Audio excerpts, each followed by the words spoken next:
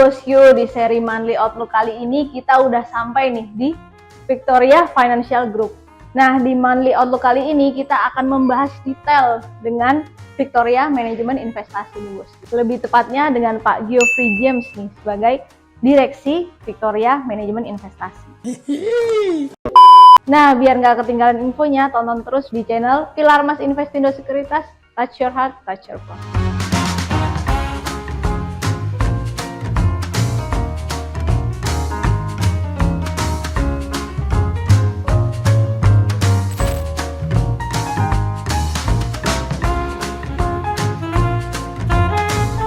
Nah, Pak Geo, kita langsung membahas tentang monthly outlook ya Pak. Jadi sebulan kebelakangan ini ada apa aja ya. Jadi yang pertama mungkin kita bakal bahas rupiah ya. Ternyata kemarin udah mencapai all time low. Nah, padahal GDP itu sempat ke lebih dari 5% ya Pak. Itu gimana sih Pak? Harusnya kan rupiah justru menguat ya kalau dengan GDP yang tinggi seperti itu. Iya, cuman kita lihat sekarang kalau dari sisi global kan US dollar juga terhadap rupiah terus menguat ya. Karena ya US dollar sendiri juga menguat, di ekspor juga belakangan menguat, baru belakangan ini aja melemah gitu ya, kembali koreksi sedikit. Tapi kalau secara kondisi dalam negeri, jujur masih banyak faktor yang belum memungkinkan rupiah kita kembali terapresiasi sih. Kita lihat juga data GDP walaupun di atas konsensus di bawah sekitar 5,6%. Iya, benar. Sebenarnya juga menurut saya pribadi agak semu gitu ya, karena kan consumption-nya didukung oleh MBG, yang dimana itu juga sebenarnya tidak terlalu efektif. Benar. Gitu. Jadi mungkin walaupun data bagus, tapi asing juga tidak terlalu apresiatif terhadap hal itu.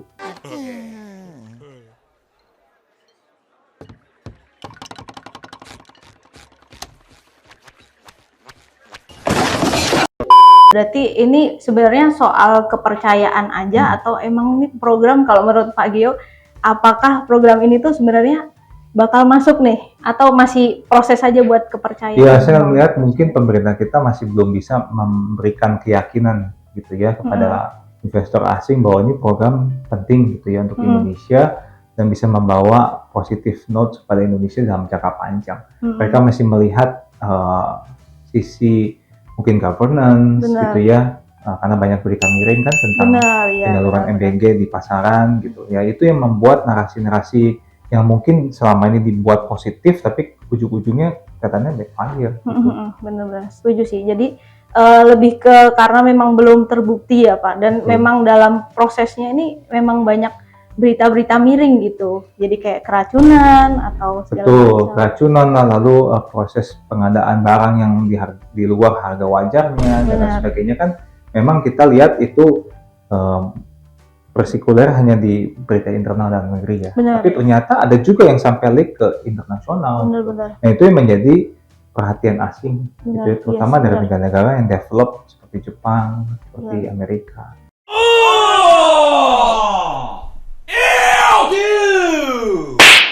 Sebenarnya kalau secara teori mungkin multiplier efeknya tuh besar sekali. Secara teori MBG itu program yang bagus karena ya ini bukan pertama kalinya diterapkan ya, di Cina, di Jepang itu sudah lama ada MBG, cuman proses pengadaannya, proses penyalurannya, distribusinya itu baik dan rapi dan governance-nya bisa dipertanggungjawabkan. Nah hal itu ya yang menjadi titik pertanyaan asing kepada kita.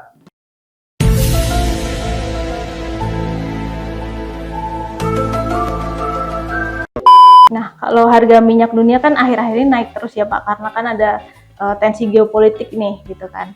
Nah, rupiah kan juga melemah, tapi kenapa kok inflasinya itu nggak naik nih Pak? Mungkin bagi bosku yang masih awam tuh kenapa nih Pak? Apa yang terjadi di Indonesia sendiri? Sebenarnya menurut saya bukannya nggak berefek kepada inflation, cuma mungkin agak lagging ya. Kalau kondisi sekarang kan kenaikan harga minyaknya itu kan sangat volatil dalam beberapa waktu terakhir ya.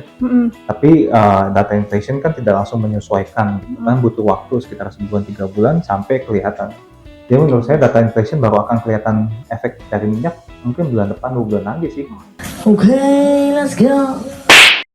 Dan juga karena juga masih ada subsidi tadi ya Pak. Dari Betul. minyak Dan juga. sebagian besar masyarakat kan masih menggunakan Pertalite ya, yang notabene itu kan Yes, disubsidi cukup tinggi. Iya, cuma di beberapa daerah ini udah mulai langka nih Pak kalau saya Iya, lihat-lihat. setuju. Ya. Terutama daerah pertambangan, Iya daerah benar, sawit benar. itu sudah mulai kelangkaan. Iya benar. Dan itu bisa jadi semakin membuat inflasinya naik juga ya Pak, atau malah turun nih? Akan naik tentunya. Naik. Nah Pak, kan tadi kita udah bahas tentang GDP, terus juga rupiah, inflasi, dan harga minyak mentah ya Pak ya. Nah sebenarnya mungkin jadi pertanyaan bosku adalah sebulan ke depan nih apa sih yang perlu dikhawatirkan gitu Pak? Selain kan ada juga tensi geopolitik tadi juga ya. Kalau saya perhatikan justru masalah geopolitik mungkin sudah bukan lewat ya, tapi sudah expected atau price in market gitu. Justru yang lebih harus kita kawal adalah kondisi perkembangan fiskal condition Indonesia sendiri, perkembangan struktural, konstitusional dan lain sebagainya itu seperti apa. Karena lebih mengkhawatirkan itu ketimbang urusan global atau geopolitik.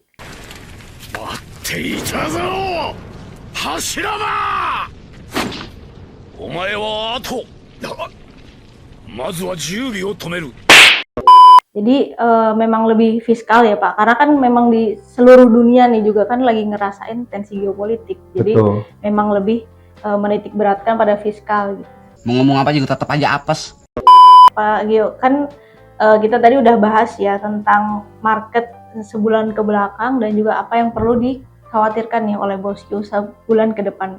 Nah, untuk rotasi sektor di Victoria gimana sih Pak? Kalau kita boleh tahu nih, gitu.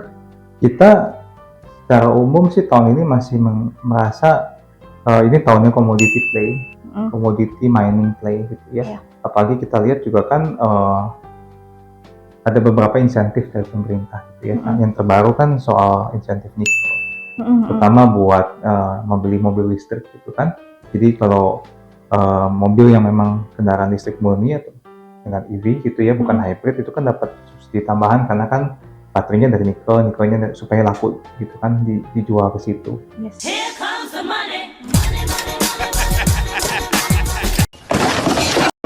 Nah itu sektor-sektor yang kami terus menambah bobot jujur aja, karena kita lihat ya potensinya sangat besar di situ.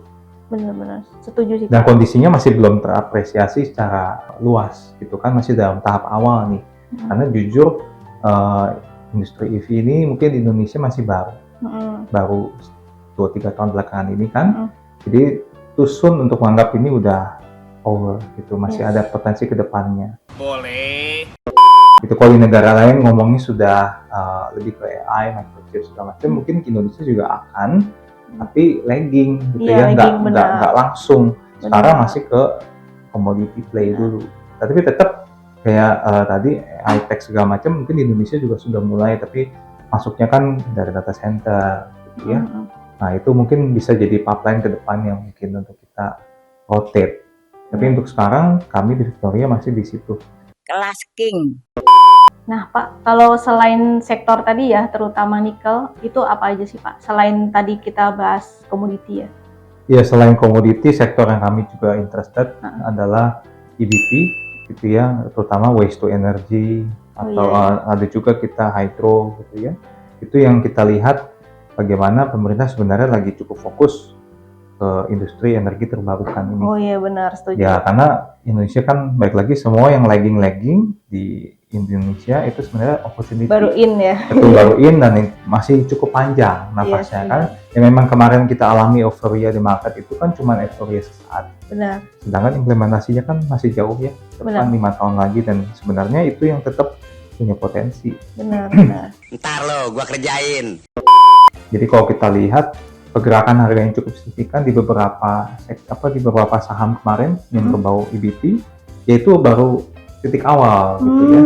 Dengan kita yakin ini secara jangka menengah hingga panjang itu sektor yang sangat meyakinkan. Iya, gitu. masih oke ya Pak. Terutama Danantara kan juga mulai in ya. Betul, kenapa Danantara juga dibentuk kan salah satunya untuk mendukung sektor-sektor seperti ini yang sebelumnya belum tentu bisa langsung di invest oleh perusahaan asing gitu kan. Jadi mereka pasti memikirkan sektor-sektor yang penting untuk ketahanan negara, dalam hal ini energi. Mereka harus jadi pionirnya. Benar.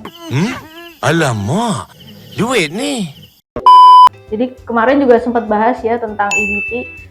Kan kita juga Indonesia tuh penghasil sampah ya nomor 1. Jadi kayaknya oke banget sih untuk Betul, EBT. setuju. Karena negara kecil seperti Singapura saja tuh sudah bisa mengolah sampahnya demikian rupa sehingga bisa menjadi energy flow gitu ya. Masa Indonesia nggak bisa? Dengan potensi begitu besar. Benar. Jadi makanya kita lihat, wah ini masih banyak sekali potensinya. Benar, setuju. Yeah, boy. Nah, Bos Yu, itu dia Monthly Outlook Mei 2026 bersama Pak Geoffrey selaku Direksi Victoria Manajemen Investasi. Nah, kami ucapkan terima kasih pada Pak Geoffrey dan juga Bos Yu yang telah menonton video ini sampai habis. Jangan lupa like, subscribe, dan tonton terus channel Pilar Mas Investindo Sekuritas. Touch your heart, touch your profit.